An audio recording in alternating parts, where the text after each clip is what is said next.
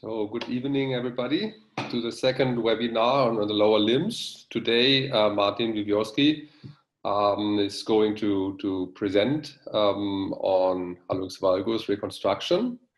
And we have a couple of information for those who are new and with us for the first time. You can participate in this webinar through the chat. Just leave a message, be precise as much as possible with that question that you would like to ask.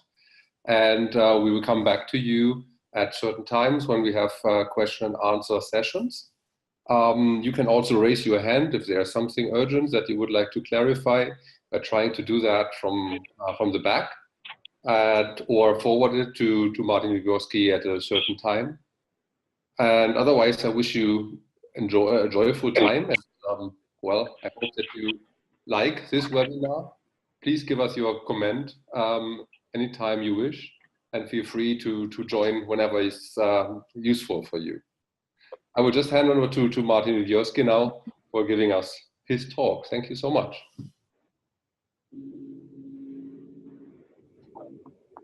Yes, thank you very much, Patrick, for this introduction.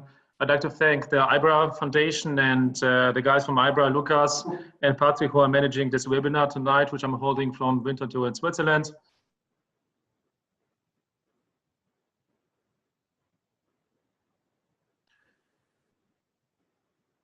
So the topic today is Hallux Valgus Reconstruction. And this is just an introductory slide about the functions that you have during this webinar. So what I want you to know is that, of course, I can see you guys and the interaction is not so easy, but in between the sections of this talk, I left some space for question and answers, and also we'll have some polls that you can participate in. Just a few words about me, because most of you probably don't know me. Just a quick history of my career. Well, I went to med school in Münster, Germany. I started out as a research assistant with Victor Valderrabano in the University of Basel. I started my residency in a traumatology department in Bochum, Germany. I continued my residency, did a fellowship with Victor Valderrabano in Basel. I took my board exam by the end of 2014. I did a research fellowship at Harvard University, and since May 2015, I'm a consultant and the chief of the foot and ankle section in Winterthur, the public hospital in the Reconstruction. So this is the agenda for tonight. Basically, I will talk a little bit about primary Hallux valgus. I don't want to talk too much about, because I think most of you have done some, at least have a basic experience with some Hallux valgus reconstruction. But I also prepared a few cases for you, revision cases, and maybe some cases about problems that you might encounter during primary Hallux valgus procedures. So this is how my talk is going to be structured. This is the first part, just general things about Hallux valgus, preoperative preparation, surgical techniques, just an overview, and a little bit about postoperative care. And I think that this is the part that you joined this webinar for. I'm going to talk about some intraoperative issues you might encounter. Also show you some cases of revisions after failed Hallux valgus procedures.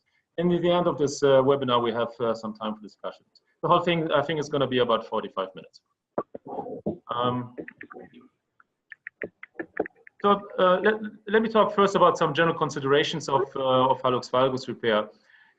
You know, all know basically this is a philosophy.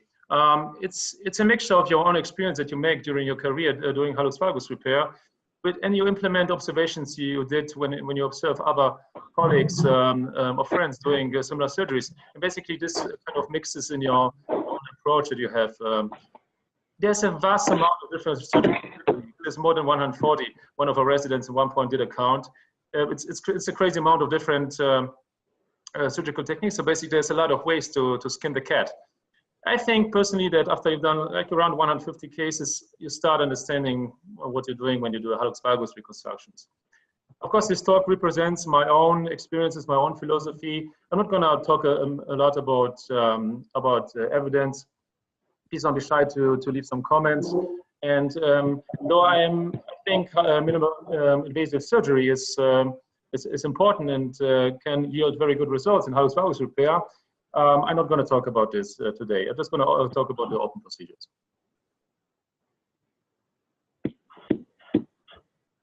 Of course, when the patient comes in into your outpatient clinic, the anamnesis, the questionnaire is probably the most important thing. Most of those patients, they report they have a conflict of the big toe in their shoes. They have pain wearing shoes for a longer period. They tried many different shoes in the past. They talk about increases wear of the shoes. They have calluses. They have inflammation of the big toe. Many of them have a standing job. But at least in my outpatient clinic, they rarely report about limited in their activities, and really, at least in the outpatient design. Okay, there's some background noise here coming from somebody. Maybe Lucas, can you mute the other participants, please? Thank you. So at least in my patients, maybe 1 of 50 patients complains about the hallux valgus being an aesthetic problem. So I really have to do surgery for this reason. Of course, the clinical examination is very important. If you need to take a look, generally look at the alignment of the lower extremities, especially the hind foot, the foot and the ankle joint. You have to assess the extent of hallux deformity. And also, of course, you have to look at the deformities of lesser toes that can conflict with the hallux valgus, hammer toes, bunionid deformities. You have to test the range of motions of all those joints that you see here, TMT joint, MTP joint, IP joint. Of course, the lesser joints, you have to test the stability. You have to take a look at the soft tissues. You see ulcerations, hyperkeratosis. You can see soft corns between the toes. You also, before you do the surgery, please check between the toes.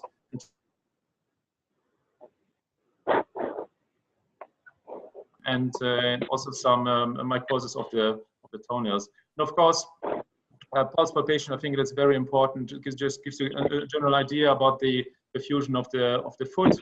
And I think also something which is really important is to see if the patient is hyperlux, and for that you can use, for example, the Biden score. Of course, basic conventional radiographic imaging, standing views, it's mandatory, it's very important. Usually, if I know a patient is coming in for a forefoot deformity, I do a dorsoplantar view, a lateral view, and an oblique view of the whole foot. Of course, if the patient, you see there's some issues with the hind foot, you can also always do a mortise view of the ankle joint and a Saltzman view. What you rarely need is CT or XCT, which is a hybrid of scintigraphy and CT or an MRI.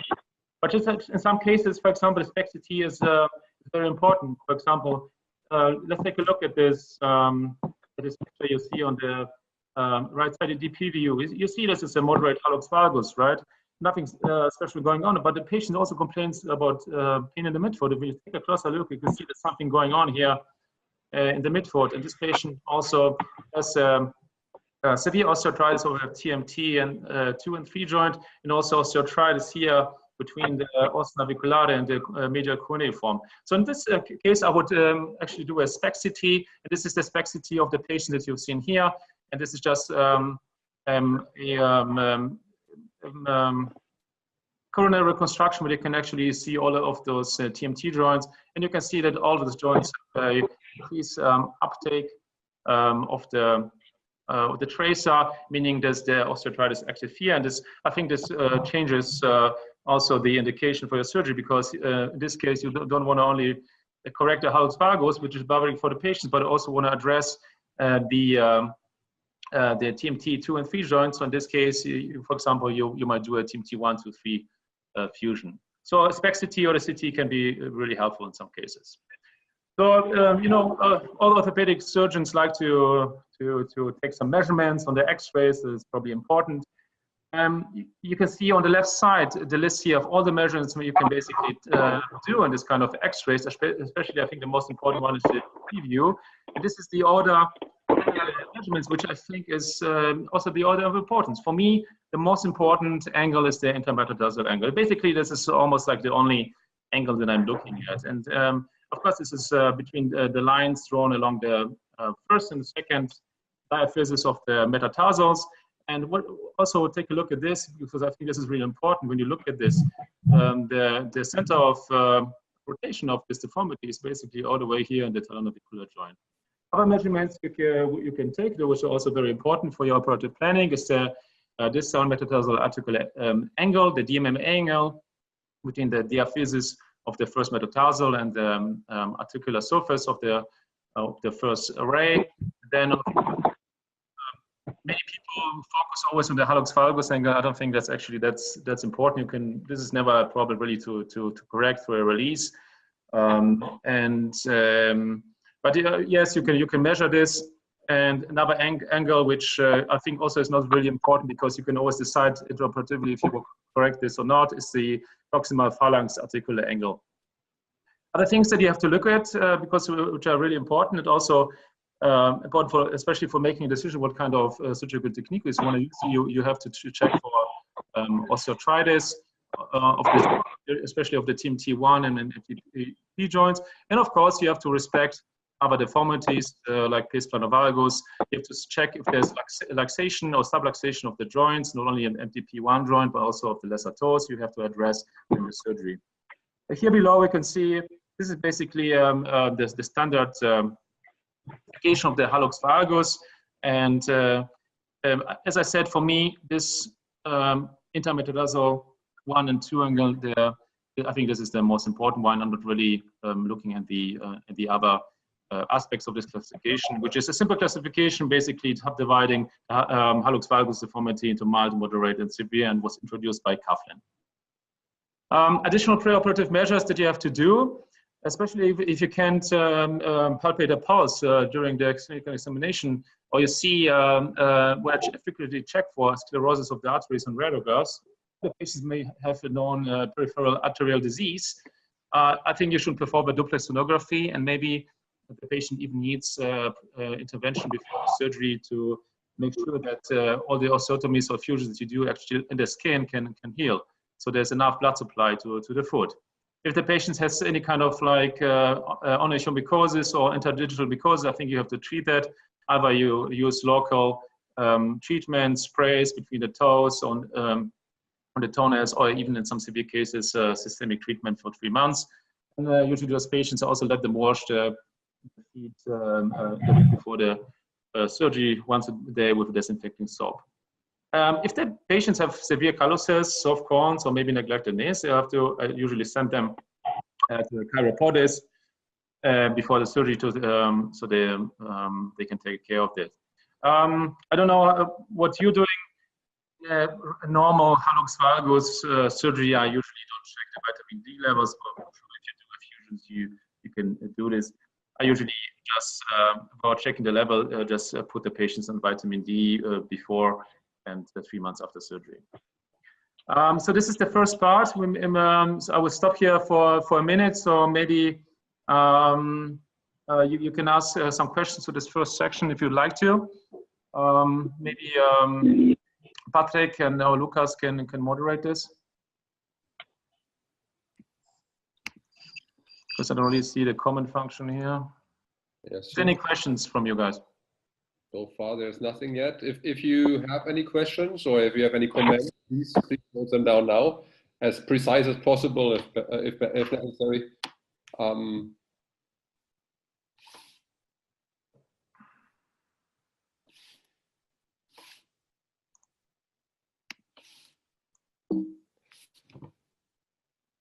I also would like to remind all of you, please, to check if your microphones are muted, because there are sometimes interferences in the sound, so it might be easier to listen for everybody when everybody's mute.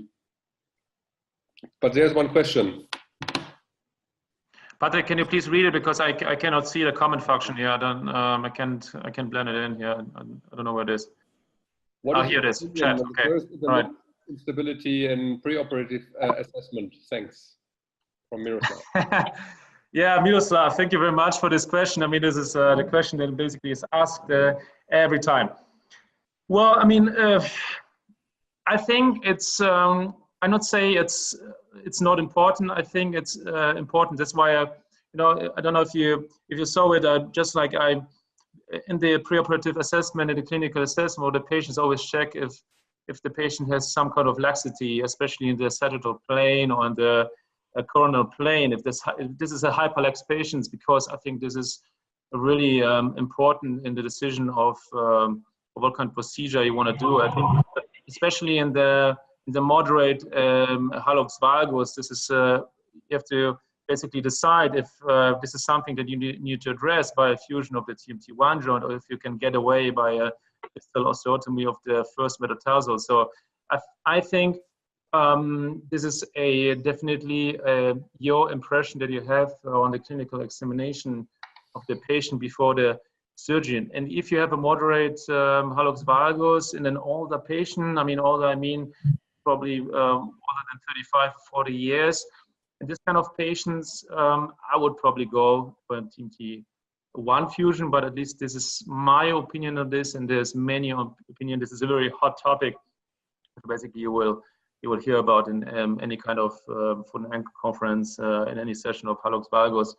I know this is a very general answer, but I think this is something that you also have to find out for yourself and make your own experiences as you go along as a foot and ankle surgeon. The other question is, what about sesamoids? I think that's, I don't know exactly what you mean by sesamoids. I mean, the sesamoids are subluxated in the hallux valgus, at least in my opinion.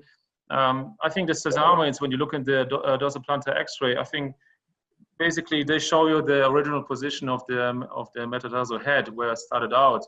So I think this is an important landmark for you during surgery, because I think the goal of any hallux valgus surgery, whatever procedure, bony procedure you do, is to place the metatarsal head on top, back on top of the sesamoids, and not the other way around. Release the sesamoids all the way so they can force under the head. I think this is because I personally I don't believe there's a shortening of the intermetatarsal ligament that connects the sesamoid to the second metatarsal. I think the sesamoids are your reference of the original position before the hallux valgus deformity. Martin, there's another post by Craig. How long before the patient sees the local general practitioner about the bunions to being referred to you? You mean how many, basically, well, this depends on the general practitioners, you know, like many of those general practitioners, especially in the area around my hospitals, they I would say like 1 or 2 generations before me, and they made poor experience with some Keller-Brandes surgery, some crazy surgeries they did like in the 80s and maybe early 90s, because back in those times, nobody did care about hallux valgus surgery. Nobody did want to do it. So there was not really a concept for this kind of procedures. So I think they made some bad experiences. So I have many patients that have been to the GPs for many visits until he actually, you know, sends them to me.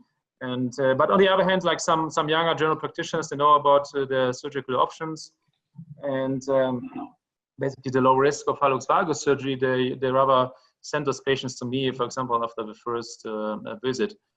But of course, you know, I see a lot of patients that they come to me, they just want an opinion. Thank you, Craig. Yeah, exactly. They want to know about conservative options, and there is not really a lot of conservative options. At least, you know, in the adult hallux valgus, which is the most patients I see age 16 or more, which are basically with fused physis. I mean, there's nothing much you can do. Like, this is a mechanical problem, basically. Those patients have a conflict with the shoes. I mean, there's no real way by physiotherapy or some kind of splints to reduce the width of the forefoot. So if they cannot manage with wider shoes, or they cannot wear wider shoes or really comfy shoes because the job is expecting something else from them, they have certain dress codes. So basically the only way to reduce this mechanical forefoot width is a mechanical correction of the forefoot. All right, I think, oh, one more questions? Thank you. Okay, all right. So I think I'm just going to continue here and go to the next section, if that's okay. Oh, okay, one more. Miloslav's got one more question here.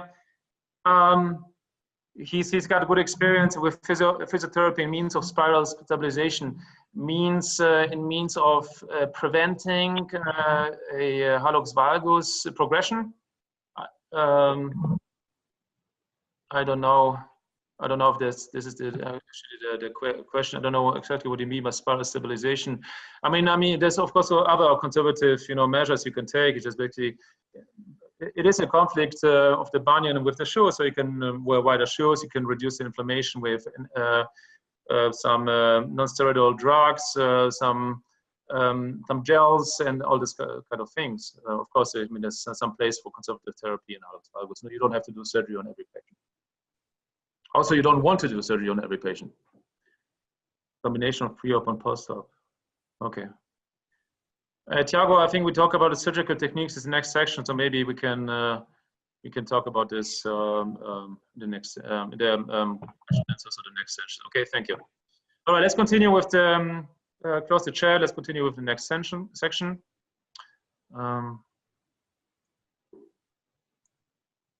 Okay. All right, surgical techniques. You don't need a lot of instruments. I mean, I usually use just a large blade for a skin incision and a small blade for everything else. And I also do percutaneous minimal releases of the extensor tendons or the capsulotomy of the MTP joints. I usually use the beaver blade for that. You need, I think I recommend this. You need the small bone power tools. Something that you could basically see on the right side. I'm personally using right now a system by Synthes. It's an ePen driver, but I'm soon probably switch to a Synthes core power tool system. Whatever you're comfortable with, basically. Just make sure you have really sharp saw blades, because you don't want to have like shitty old blades, basically, because when you do the osteotomies, you need sharp blades, because if not, then you're going to force it, you're going to create some false planes, and this will basically affect the outcome of your surgery. This is what I'm using to fix basically any kind of hallux valgus surgery. I personally am using the implants by the company Valgus, which is a Swiss-based company in Basel. What I need is usually cannulated compression screws, which are the CCS screws, either size 2.2 or 3.0. Also use regular fully threaded corticalis screws, size 2.3. But I also use small self-cutting, self-drilling compression screws, which are the 0, especially for the lesser toes if I have to fix. They're really nice if you want to fix a wild osteotomy, or maybe a correcting osteotomy of the fifth metatarsal. And of course, you're going to need some plates. And I'm using this up to 2.8 plates. You can see on the bottom side here. So of course, any kind of hallux valgus surgery, whatever you're doing, any open procedure is going to start with the soft tissue approach and the soft tissue release. Typically, a dorsal-medial approach is performed regardless of the technique, and the length of the incision may vary. I do just a skin incision, then I do with another blade a sharp incision of this, just a superficial fascia. I do a lot of hemostasis on the way there. Personally, I prefer to work with a tourniquet. After I incise the superficial fascia, I do a blunt tissue separation to dissect the tissue down to the deep fascia, to the capsules and to the periosteum. And then after I've done sufficient hemostasis, I perform then the capsulotomy of the MTP1 joint. And then the next point is the lateral release. And I, over the time, learned to work sequentially. I'm not the type of guy that just says, okay, lateral release, you have to just like cut every tissue that is around there, and that's it. I made the experience that basically you have to do this sequentially.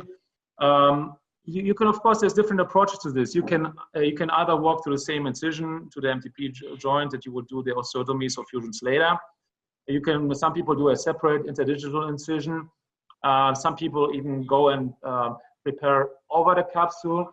I release through the joint inside the capsule. And this is how I go. I do a stepwise release. And first, which I do is I release the capsule and the ligament complex of the lateral side, which is basically made of the structures you can see below here. Don't be mistaken, this is the medial side, but the lateral side basically looks the same, not much different. So what I do is I basically go with the blade down here and under the lateral collateral ligament and under the lateral metatarsal synovium with the capsule, and I release all the structure from the metatarsal head. This is the first thing I'm going to do. And then I check what's going on with the MTP joint. Especially with patients that are a little bit hyperlax, you will find this is a completely sufficient release. You don't have to go further. If I see this is not sufficient, I can still continue. I can do here a parallel incision of the capsule. And if this is still not sufficient, I can still go and do a tenotomy of the tendons, of the adductor tendons. So I think this is the right approach to do it sequentially, because you also risk less hallux varus deformities, which are really debilitating for the patients and lead to quick degeneration of the joint. So maybe see so quickly some pearls. I think you should take time for the soft tissue preparation. It's only maybe 2 or 3 minutes more, but your patient will like you for that. You will have, if you just preserve those, especially this dorsal medial vein that runs along the upper border of the incisions at the TMT1 joint, MTP1 joint is always the same vein. I find the patients have less swelling if you do enough hemostasis. If you open the tourniquet after your procedure and do sufficient hemostasis, then you will have less swelling, less bleeding, and the patients will just have less swelling and will go home quicker, and you will have less wound complications. And also, as I said, I prefer to do a stepwise release of the soft tissues. If you do too excessive release, you can have a hallux varus. We'll see a case later, and I think this is really a big problem, to repair this. Also mind, there's also a nerve, the dorsal medial nerve branch. And I mean, I don't have a lot of patients. I mean, I'm sure I've cut it before. Maybe I haven't seen the nerve, but the nerve has seen me. But there's the saying. But patients not really bothered by it. But why not preserving it? I mean, why not make the surgery 5% or maybe 3% better for the patient? Bone correction. We talked about this before a little bit, and you can see I brought this here of the goal, because I think eventually this is the goal of every bony correction in hallux valgus. You want to get the metatarsal head over the sesamoids. You don't want to try to release the sesamoids and force them over the metatarsal head by performing like easy releases or just tightening up the capsule on the medial side, because I think that's cheating. Especially, I think, at least my philosophy is, if you end up doing the surgery at the end of surgery and you don't have and you think you need to force some extra correction out of the capsule on the medial side, and you probably undercorrected it by bony correction. You haven't performed the adequate release of the sesamoids. So as you can see, I mean, there's many techniques, to do this bony correction. And as I said, the German saying is many ways lead to Rome. There's many ways to skin the cat. And I think if you're comfortable with any of those techniques, it can lead to a great result for the patient. But I think there's some. Of course, there's some techniques that I prefer, that I'm doing on a regular basis, and also mine, and also I'm a teaching hospital, and there's some other techniques I'm not doing. I haven't done it before. I haven't tried any one of those 140 techniques which are available on the market, because I don't think I will do my patients any favor. And I try to summarize the most common procedures that I think are being performed for hallux valgus surgery, which I just classified in 3 groups. One would be the distal osteotomies of the metatarsa, would be the chevron or the different modified versions of the chevron osteotomy. I also counted in the Aiken osteotomy, and of course the MTP1 joint fusion.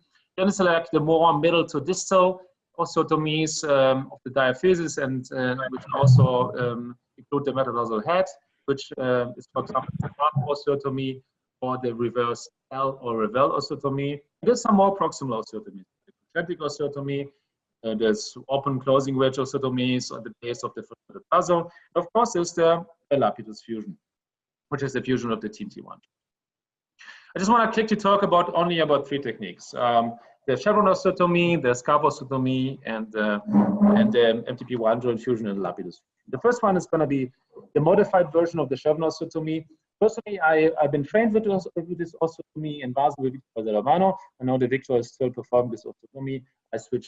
I'm performing now more the scalp osteotomies. But I think it's commonly performed especially in North America, and it has shown some good results. And I think it's got some advantages, also it's got some disadvantages.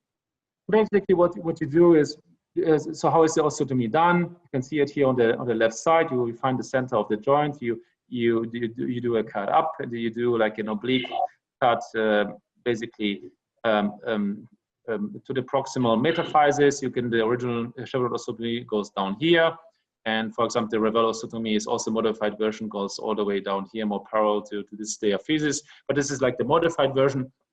So basically, when you look from above, you can see this one cut. And it allows you, especially in the mild, or maybe even in the moderate hallux valgus deformity, it allows you in this kind of cases a sufficient correction of the hallux valgus. But so what I draw here in blue is basically this is your contact area of those fragments, right? So this is not much contact area.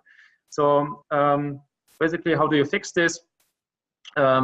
I would fix this, or for example, Victor in Basel is fixing this with this CCS candidate compression screws I was talking about, size 2.2. Basically, you can put 2 of the screws here in the metatarsal head, not bicartilagar. Those screws, they sink here in the bone. They have like it's a double thread, and you can sink them in the bone. And here, and they looking from above, basically there's a ways to do this.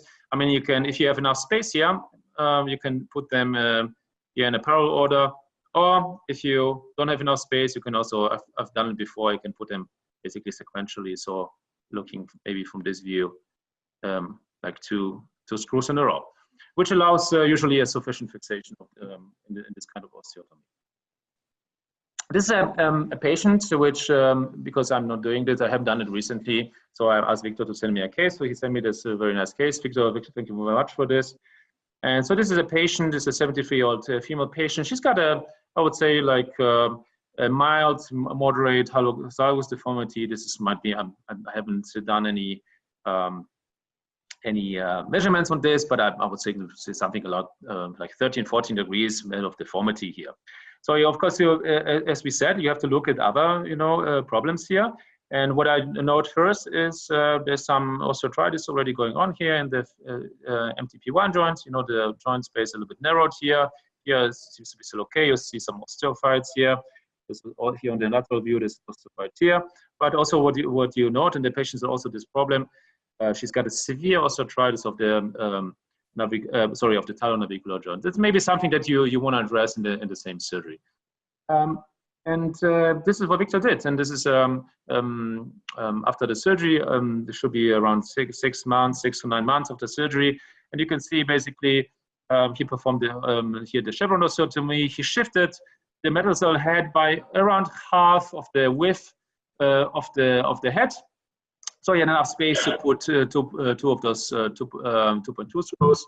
He performed an Aiken osteotomy to correct the hallux valgus interphalangeus. As also you can see, he used some larger CCS screws, which is probably here 5.0 screw probably, and a 7.0 screw to address the talonavicular joint and perform the fusion, and it healed nicely. So we talk about here about the patient already discussed some osteoarthritis. So I haven't seen this patient personally, but also I've got this kind of patients in my practice. And I mean, some of those patients then don't really complain about pain coming from the MTP1 joint. So they do complain more about the bunion, and you have to differentiate that on clinical examination. And in a case where the patients have a very good range of motion, I mean, I don't see a reason why to just fuse the joint. I mean, if this joint deteriorates further over the years, you can still go back and do a fusion. But of course, maybe some of you would just go and do like a definitive procedure and correct this with the MTP1 fusion, which is of course feasible. The next thing I want to talk about is the scarf osteotomy. This is the osteotomy I perform probably more than 95% of my hallux valgus cases. I think it's a very versatile osteotomy, because you can use it for mild deformities. Also, you can use it for severe deformities. And over the years, I also pushed it. And I would say right now I could perform the surgery even in a patient with an intermetatarsal angle of up to 20 degrees. But yeah, you have to get there gradually. So I think the good thing about this, if you look at the literature, many people complain that you can not use this osteotomy to correct the MMA angle, for example. I think this is absolutely not true, because for one reason. So at first, maybe how is this osteotomy done? I guess you guys seen it before. You find the middle of the head. You go just 1/3, 2/3, and this is your basically your starting point for the upper cut, which is a little bit oblique. And there's a long cut, basically to the lower third of the diaphysis or metaphysis, also like around 2/3, 1/3, and there's you have to do like with a reciprocal, so you have to do a cut, oblique cut up here. And but this can vary, and in the later case, I'll show you why this makes a difference.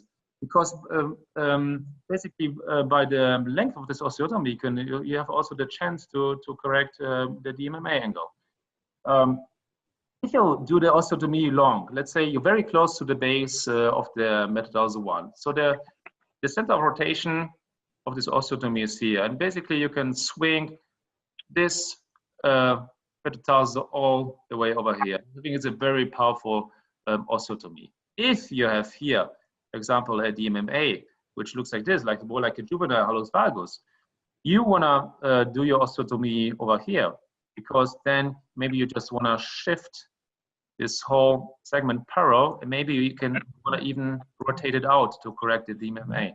And I think that's really feasible with this osteotomy. I just done a case today, which I had to do a short scalp osteotomy, and I had to derotate the fragment to establish the DMMA. So that's why for me this is very versatile osteotomy. You can really push it. So basically, here you can see, and it basically has a very large contact area, or larger than the chevron osteotomy. But I've done patients which maybe had like a contact area of almost just the cortex here. So over the time, you learn how to fix this osteotomy and how to push it, and you can use it to correct even more severe hallux valgus deformities.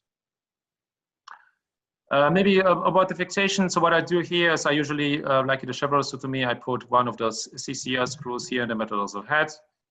And here I just use a regular bicortical screw to the 2.3 screw to fix this osteotomy. Also, of course, I mean, if you're comfortable with, which is also like traditionally done, you can use also 2 bicortical screws here, or even some people use here CCS screw, which I'm not preferring to do. So basically, maybe just to show you how a bit of the intraoperative approach here. So this is a patient, this is a typical patient with a hallux valgus juvenilis. This is a kind of like a typical configuration of the X-rays. Those patients have a, mostly they have a, maybe this is just exaggerated, but they have a pathological DMMA, yeah? And they have a congruent situation of the MTP1. So this is a congruent hallux valgus. You can see it better when you open up the joint macroscopically when you look inside the joint. So basically the goal of this is not to use this as a center rotation and swing the whole thing over, because then you will have not corrected the DMMA, which should be in the end parallel to the articular surfaces of the second metatarsal head, but you have to make a short osteotomy, which I did here. So basically, try to swing this proximal part a little bit more out, which I think I managed in this patient. As you saw before, I fixed this with the screw on here with the cortical 2.3 screw. And also, I mostly perform, in most of the cases, probably more than 90% of the cases, I perform an 18 osteotomy. And here you can see the fixation on the lateral view. This is an intraoperative view. So again, this is the basically this is the 1/3, 2/3 intersection, and I usually you saw it on the last X-ray. I put here the K-wire, which should be 90 degrees to the second metatarsal, and should point to the second MTP4 joint, and be slightly downwards, like around 30 degrees to the sole of the foot. So this is basically how you can see all those steps here of the osteotomy. So this is this patient. You saw one actually before. Actually, this was a bilateral procedure. I think, like especially like in this kind of cases where patients have a light to moderate hallux valgus, it's really easy to do bilateral procedure at the same time. They can go into weight bearing with crutches for 6 weeks in a shoe with a stiff sole. So this is feasible. This is also a young patients, and I think I managed to correct this deformity in a good way. The sesamoids are like in the correct position. You can argue here there might be a little bit of overcorrection here, but I think when you look at the, it's also, one thing is the X-ray during the surgery, but think about it. I mean, it's not a weight bearing. The X-ray during surgery is never weight bearing, so you still have to basically make a your own. You have to look at the foot and have to just think if is it balanced or not. So even if you think there's a little bit too much Hallux varus here, when you look at the postoperative clinical examination, which is I think it was like 4 to 6 months after surgery. I can't really tell you. The swelling has gone down after the surgery. I think that is still okay, even if this is maybe not a perfect X-ray after surgery. The next thing I want to talk about is the Lapidus fusion. I think this is of all the surgical techniques to correct the Hallux valgus. I think this is the most powerful technique, and I use this for 2 patients. If they have a severe deformity, which is for me personally more than 20 degrees of intermetatarsal angle, or if we talked about before shortly, if they have a moderate Hallux valgus but have a hypermobile TMT1 joint on the clinical assessment.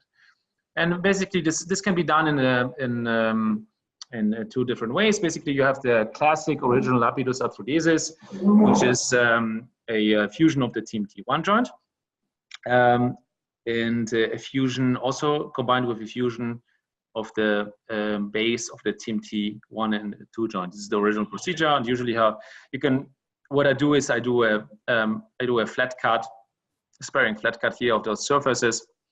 So I have a good 2. This is a relatively big joint surfaces. Yeah, when you look at this joint, and so you have nice 2 spongylotic areas. Which what I do first is I correct the alignment, and I introduce a screw this way into the medial cuneiform. And you look here would be probably something from here to here, and it could be any kind of screws. You can use one of the CCS screws, the 3.0 screws. Sometimes if I don't have an available, you even use a regular 3.5 cortical screw. So there's many ways to fix it. I think this is the most important screw because it gives you the compression and this gives you the basically defines the alignment of the joint. And any kind of fixation to put on top of it, and I'm using this Aptus 2.8 plate.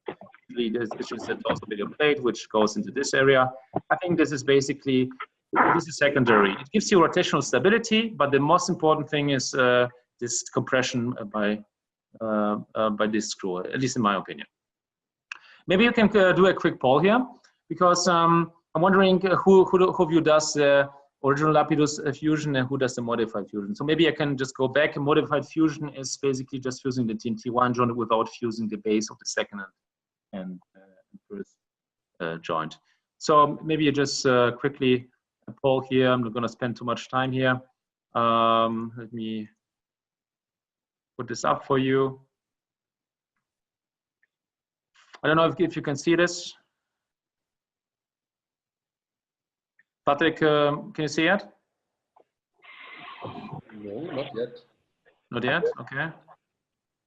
Why not? Try it again. All right, here we go. Maybe don't want to spend too much time here. Maybe. All right. Okay. Come on, guys, please vote. Need a few more votes here.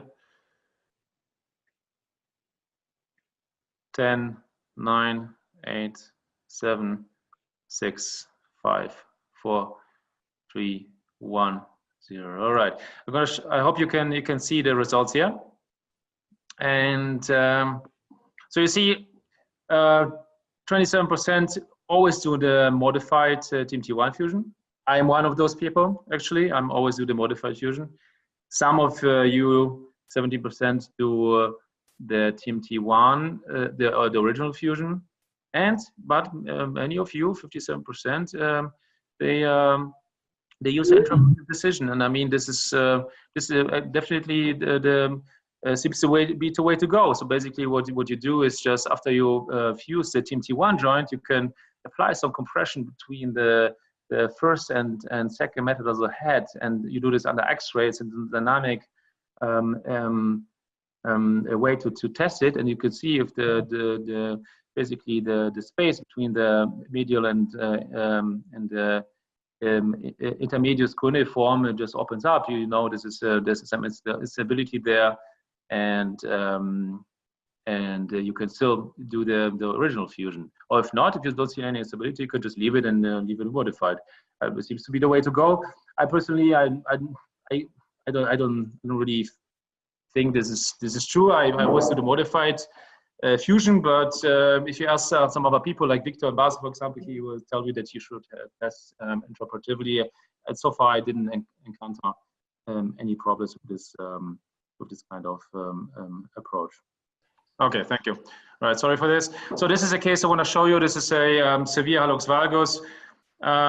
Also, typically you can see as the pronation of the first toe, and I would say like 21, 22 degrees intermetatarsal angle, no osteoarthritis, or maybe slight osteoarthritis of the MTP1 joint. In this case, I performed a modified TMT1 fusion, also combined with an echinostomy, and I think this yielded a sufficient clinical result in this case. So this is how I fixed it. I talked to you before about that. So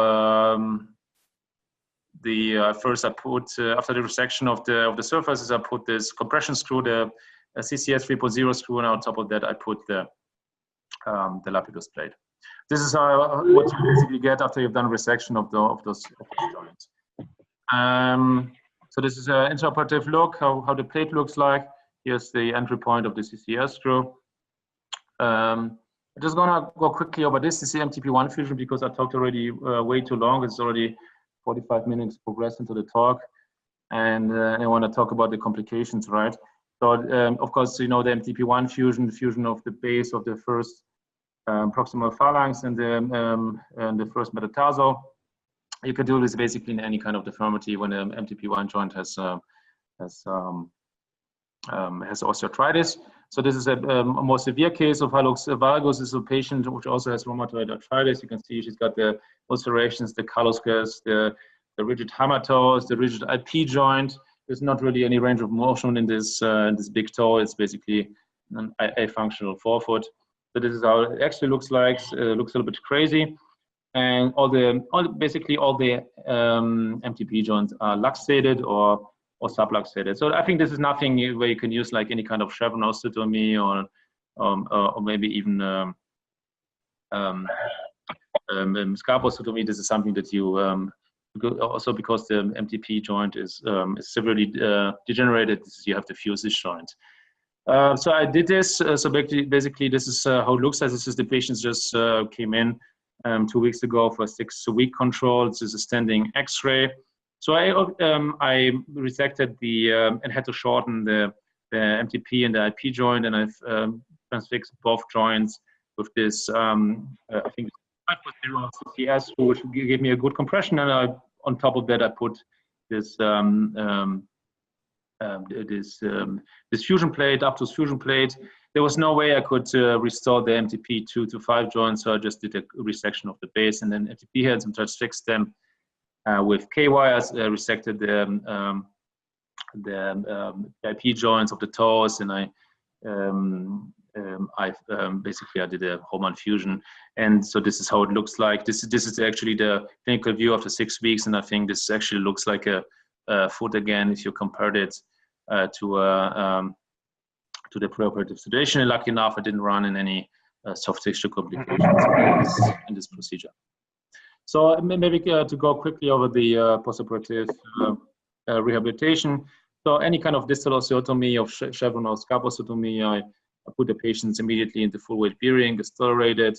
Some of them need crutches, but none of them come with crutches in my outpatient clinic after 6 weeks. I use this stiff post-op shoe. They don't require any DVT prophylaxis. and then advise patients to start active and passive range of motion with the TOR by themselves on the second day of the surgery, and I do usually controls after 6 weeks and 3 months.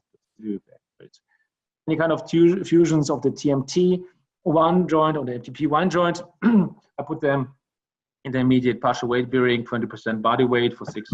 And you can use any kind of below knee walking boot. 6 weeks with crutches. Those patients usually require some DVT prophylaxis. I use just oral rivaroxaban, Xarelto, for 6 weeks. After 6 weeks, I do an X-ray and I put them in a regular shoe with but with a carbon fiber insole for another 6 weeks. And I also do controls after 6 weeks and 3 months. Okay, because of the time, because of progress time, I'm gonna maybe skip the question and answers here, and we just but please note your questions, and we're gonna answer them by the end of this talk. And I'm just not gonna quickly continue because I think this is a interesting topic. So we talk about intraoperative issues, and one of the issues you can encounter during any kind of this osteotomies is intraoperative fractures. This is actually a case which happened to me around 4 or 5 months ago. Nothing special. A healthy patient, 32-year-old lady, regular body weight, good bone substance, and I don't know exactly what happened here. Maybe when I started manipulating here the osteotomy, then what happened is, clack, I broke here the metatarsal head. Okay, so what do you want to do now? You have to fix this, right? I mean, first you have to continue with your surgery. You have to fix you have to continue doing the scalp osteotomy. You have to still get your hallux valgus fixed, and then you have to fix this fracture.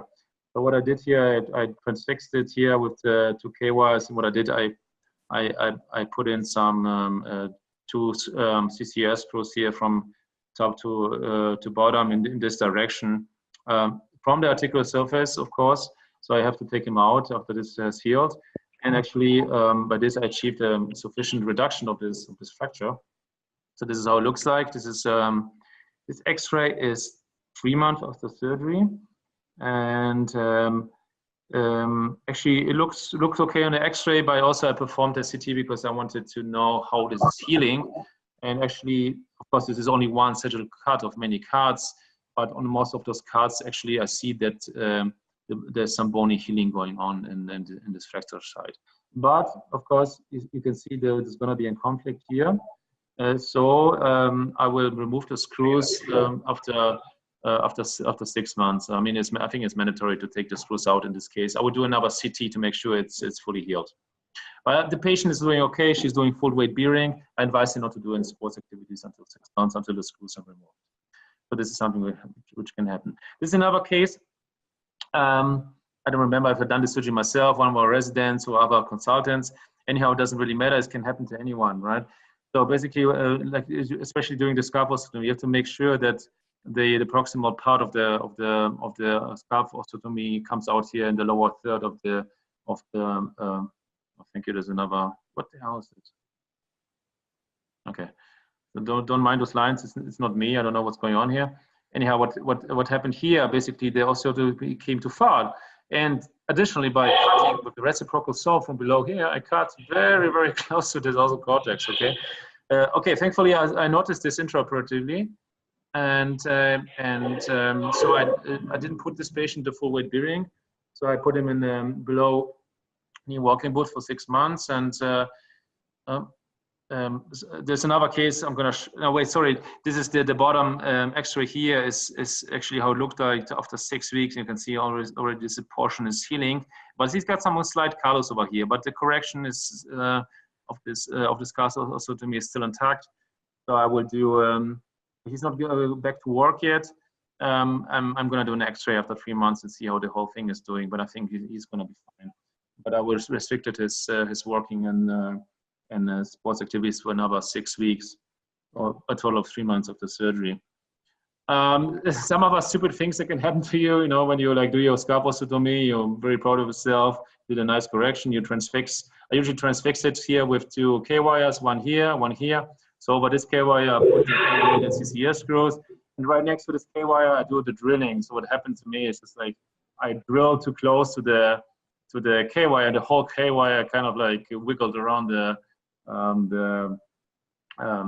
drill. And thankfully I got it out, and didn't have like any implications for the outcome of the surgery, but some stupid stuff that can happen to you during this kind of surgeries. I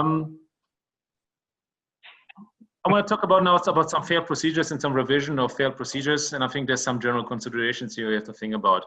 I think before any revision surgery, I recommend you to do a cross-sectional imaging, for example, a CT, to see what's going on in this joint, if there's any osteotomies, are they fused, how is the bony substance, what's going on, is there osteoarthritis. Of course, most of this patient have some kind of hardware, so make sure you have the right tools for hardware removal.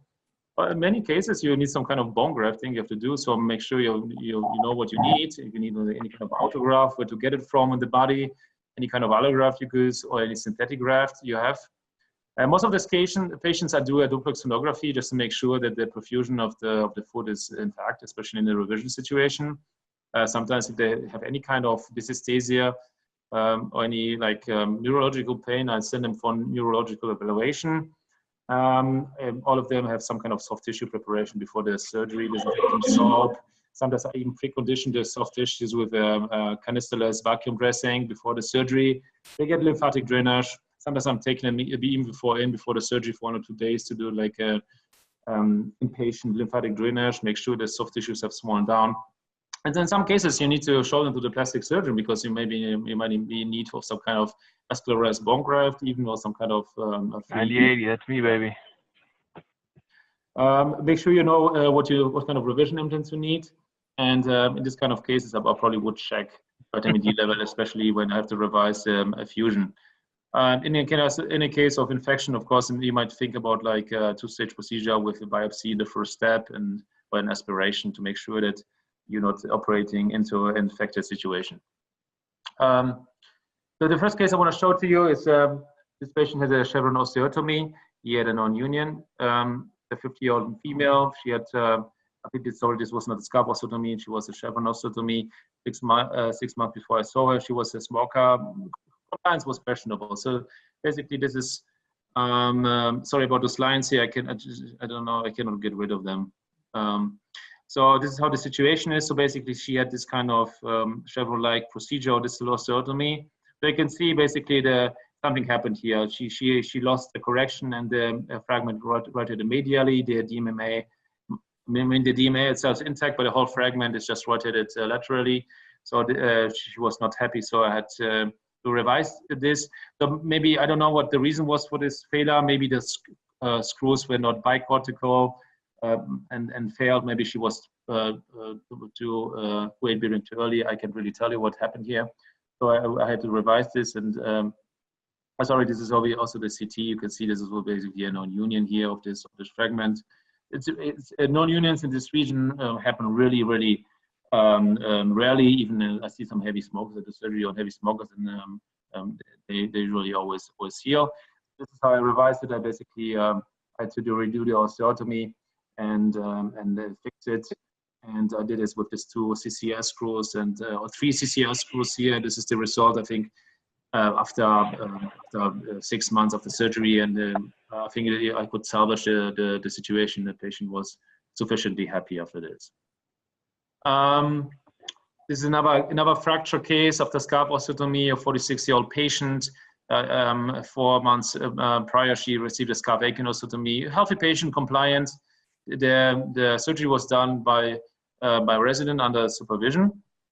And so this is what happened when she had a scalp osteotomy, but also I think what happened here, the osteotomy was too far dorsal, the cortex broke, and she lost the correction here. Okay, so I did an X-ray, but on this, a CT. On the CT, I saw that the osteotomy was fused, and so I had to redo the osteotomy, and so this is how I did it. First, I did an open wedge osteotomy here. Just use this kind of like wedge implant to just swing basically the metatarsal, distal metatarsal over back, and then I had to redo the distal osteotomy and also use additional plate on top of this to fix this. And this is 6 months after the surgery, and I think also here the situation is sufficient. But in this, this is a lot of hardware, and and you don't have a lot of soft tissue there, so we had to remove the implants in the later point. Another case here, this I think is really a severe complication, which unfortunately I don't see too often. It's a hallux valgus after hallux valgus surgery. A 25-year-old young lady. She had some kind of osteotomy 6 months ago, otherwise compliant and healthy, but she has a painful deformity. So this is the preoperative X-ray, and this is the clinical view. I mean, this is crazy looking, and you can understand why this is bothering her. So I think what happened here, was the release was too aggressive. You can see that this sesamoids are all the way to the medial side. I mean, the osteotomy themselves, the Akin and the whatever distal osteotomy was done here, maybe a scarf, they healed sufficiently, but I think she was just over-released. So we had to take care of that. I mean, there's many ways to do this. I don't think we have time here for this kind of call. I mean, we can go and just fuse this joint, and I mean, this is the definite procedure, but of course, this young lady, she doesn't want to lose the range of motion. I think that I prefer is I reconstruct the deformity with a tightrope. I do a medial release and fix it with a tightrope. You can do a tendon transfer using, for example, the abductor tendon, or maybe there's some other ways to fix this. But I did this here with the tightrope, so did a medial release here at this point, and fix this with a tightrope.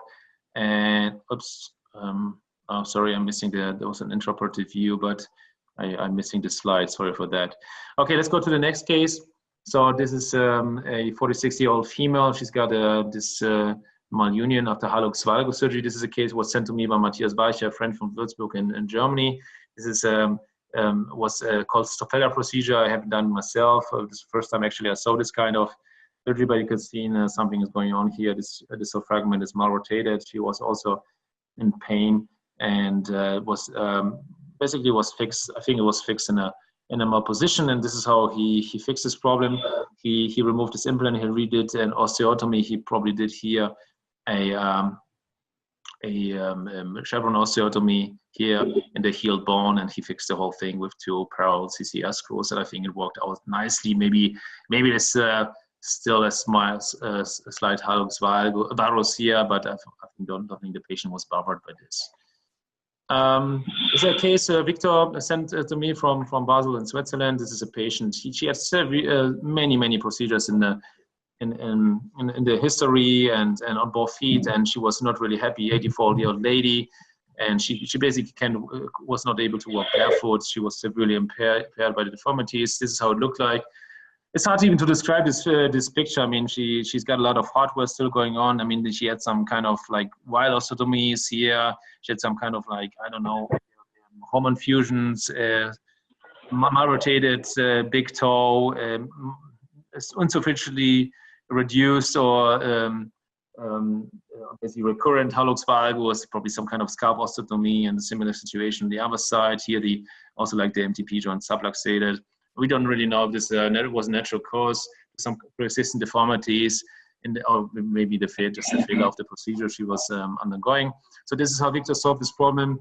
I mean, he saw a similar approach in my case with the rheumatoid arthritis. He removed all the heads of the metatarsal, 2 to 5 on both sides, just gave him enough shortening so the toes could basically realign. And he did a fusion of the MTP1 joint, also using his Medartis up to 2.8 plates in this case, and it healed nicely.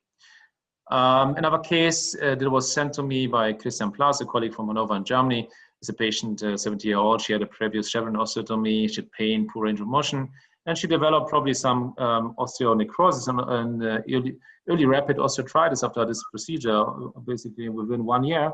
But the question is, well, what happened here? I think what usually happens when you get this osteonecrosis is that you perform it to excessive release of the plantar capsule, which basically provides the region for the vascular supply of the metatarsal head. We don't really know, but this is what might have happened. So this is how Christian revised it. He removed the hardware, and he did an MTP1 fusion, and he didn't want to sacrifice any length of the big toe zone, so he put an iliac crest interponent here. I think it's already a healed situation, but here there was basically iliac crest piece, and it fused after a few months. After a nice way to revise this kind of patient. So this is something which I would like to have your advice on, because maybe we can do actually the poll here, because this is a patient which I have seen recently in my outpatient clinic, and I don't know what to do with this. So this is a patient. She had a Renault or Regnault procedure in the past. I had to look it up. I mean, there's so many procedures I didn't know like about this one, but actually people are doing this for Hallux valgus. And this is a young lady, and she's got pain of the big toe joint. She's got poor range of motion, and so this is their clinical view. You see this deformity, and this is how it looks like. So I had to look it up. So basically, the Renault procedure means that you kind of detach the base of the proximal phalanx of the big toe, and you shorten it, yeah. And then he did he resected a lot of the bunion here. I mean, this is probably never resect this much. So anyhow, I mean, there's some osteonecrosis going on here. I mean, I don't know why we would do this procedure. Actually, I don't see rational behind it, but I mean, it was done. And so this is the situation here. The joint is just, the base is gone. It's just mush. And this is an MRI here. It's subluxated. I think there's some surface going on, but the bone is definitely not healthy. I mean, some probably necrosis of the sesamoid is also going on here. It's hard to tell. I mean, there's a joint effusion. So what do you want to do with this patient? She's 26. I mean, I don't know if I think I don't see any way to fix this. I mean, like to reconstruct this. And maybe you can do like a big poll here. So what would you do? Would you wait and see how she's in pain? Or would you fuse a joint? Some of you would do a prosthesis. I mean, other procedures. Yeah, I would probably would like to know what kind of procedures those are. So, and also I would like to, after we've done this polling, I would like to open up the discussion section. Maybe we can first discuss this case. So, okay, let me close this and show you the results to you. And you can see most of you, 74% would go for fusion. I think this is what I would do too. And I talked to this about this patient, and but she wants to go for a third opinion. And I don't know if we're going to see again. Maybe she's going to find somebody who will promise her something else, like in other procedures. So maybe we can open up the discussion now, and maybe the people, the 9% or that did the other procedure, maybe they can tell me what kind of procedure this would be.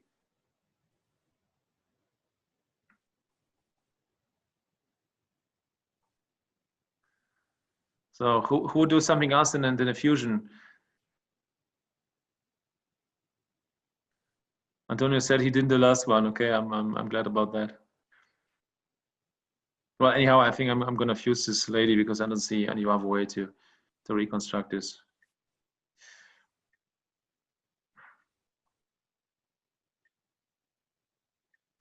So guys, is there any, okay, with Miroslav, he has a comment here with, okay, right, he thinks, that there might be some kind of Swanson type interposition implant there. Could be an option. I mean, it could work over time. I'm just not sure if, she's going to be happy with it, if she's actually, like, she's 26 years old, she's active.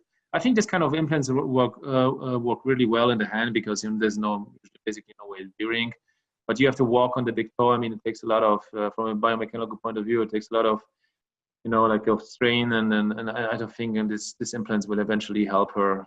I don't know. I'd rather not go for this kind of procedure, but this is definitely an option to do. I think for her, a fusion would work best because from my own experience, patients with fusions can basically do almost everything. They're not going to win the gold medal in the Olympics in the 100-meter sprint, but I think she's going to be able to do regular sports.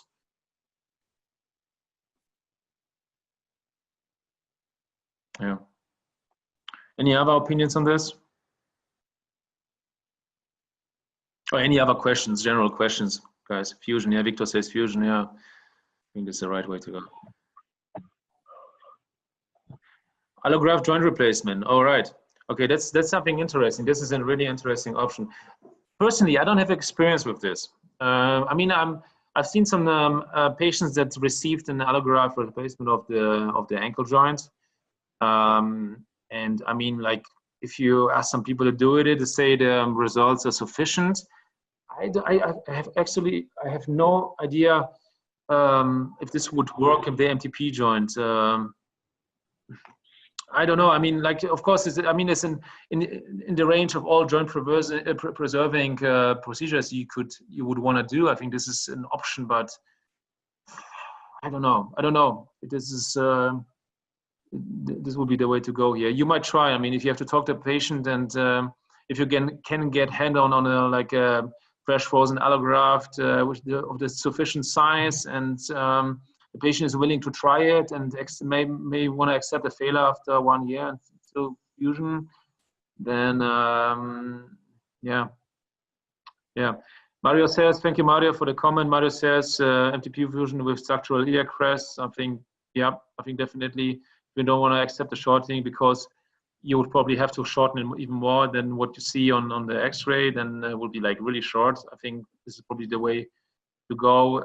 Just put in like an interpositional graft from iliac crest is probably what I would do. Yeah. I mean, think about if you want to do like an allograft, you probably have to also resect some of this bone, and after you resect this, you end up with a really, really, really long defect that you have to take a big iliac crest wedge out to replace this one. Martin, there had been a question by Trevor. Do you consider rotation of the first mat? A lot of surgeons in our area are becoming more focused on the rotation of the first mat and like systems that correct the hallux valgus deformity on all 3 planes. Right. I mean, the rotation is definitely something that you have to consider, and I think it's especially in this severe hallux valgus deformities, it's something you have to also address. But from my own experience, usually when you do, especially when you do a lapidus fusion and you reduce the TMT towards the laterally towards the TMT2, basically you want to get them like more or less parallel. You cannot really overcorrect, and then the rotation is of the metatarsal is something which basically corrects automatically. I think even if like uniplanar osteotomies, I mean, like, I'm always surprised when I do the scarf osteotomy. I don't know, like, if this is the same of the chevron osteotomy. I'm really surprised that I do it even in the more severe hallux valgus up to 20 degrees, as I told you, and even with the basically uniplanar osteotomy, which I also I always do a little bit, you know, like how to say it, around 30 degrees plantarly, then I see a correction actually of the rotation. So when looking at X-rays and intraoperatively, I think you can even achieve with this kind of uniplanar osteotomies a sufficient correction of the rotation. But it's not something which I would try to control intraoperatively by placing K wires like in the cuneiform and the metatarsal to actually correct for those deformities. I think that the lapidus, it corrects itself, and the scalp osteotomy is also not such a big issue. But this is my opinion.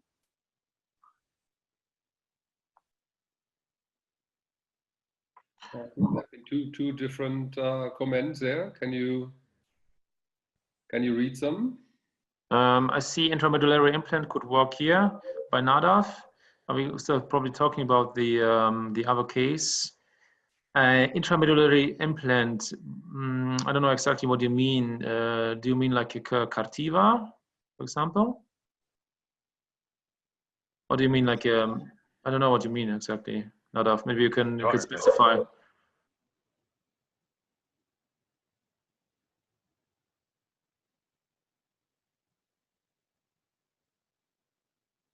Ip-on.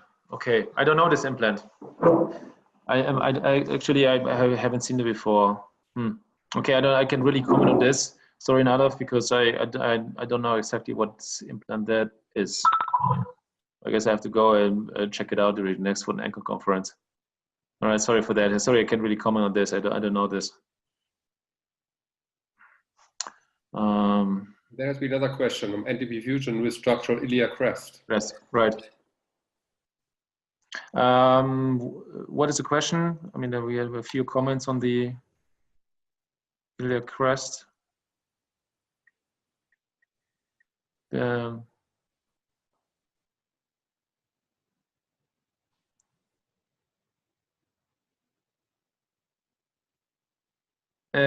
Okay, maybe I can address the comment by Miloslav. I think Hallux valgus is a progressive disease with basically it is something. I think it is something which is genetic. Basically, you have a certain predisposition, and I mean, if you have a certain predisposition, if on top of that there comes like some mechanical factors like your body weight, the use of the joint. Wearing certain shoes. I think this actually, if we have the predisposition for this, this will actually lead to a development of this progressive entity. And I don't really think that physiotherapy can reduce hallux valgus by strengthening. I don't really seen it. I mean, I've tried it before, but actually, yeah, they can reduce the symptoms because what physiotherapists can do really well is just they have a lot of things they can do to reduce the inflammation over the bunion. Either do like some kind of like ultrasound therapy or other things can do to reduce the inflammation. So I would not say that patients do not profit from physiotherapy, but I just don't think that the deformity can be reduced or slowed down by any kind of training, muscular training or splints. I mean, this is at least my opinion.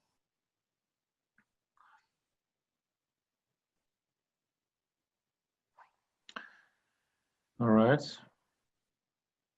Any more questions? Patrick, can you read the question about the iliac crest? Because I might have missed it. Yeah, that was written by Mario Herrera Perez. Anti-perfusion with structural iliac crest. Yeah, exactly. That's what we were talking about. Basically, you just take a piece of the iliac crest which is a tricortical bone and which is a very good stability and you can just after resection, after you have basically healthy connection surfaces, you can put this in and you can fix it nicely, like with one of those revision plates, for example. But you just make sure that you have the sufficient compression. And I mean, some those patients, after this kind of procedure, they basically have to do non-weight bearing for, at least in my opinion, for 6 to 8 weeks. I would even put them maybe in a cast if they are less compliant. Okay, Martin. If there is no other question, we have to close down the session. Okay, sorry guys, it took me much longer than I anticipated, but I hope you enjoyed the talk. I mean, this is a very large area. This was just my philosophy how to approach this kind of problems, and I hope you could take out something out of this talk, and maybe you can think about it at least, or implement it maybe in your own philosophy. So thank you very much, and once again I want to thank IBRA, Patrick, Lucas for managing this webinar, which is of course free for all of you, and hope to see you again in some webinars in the future. Thank you very much.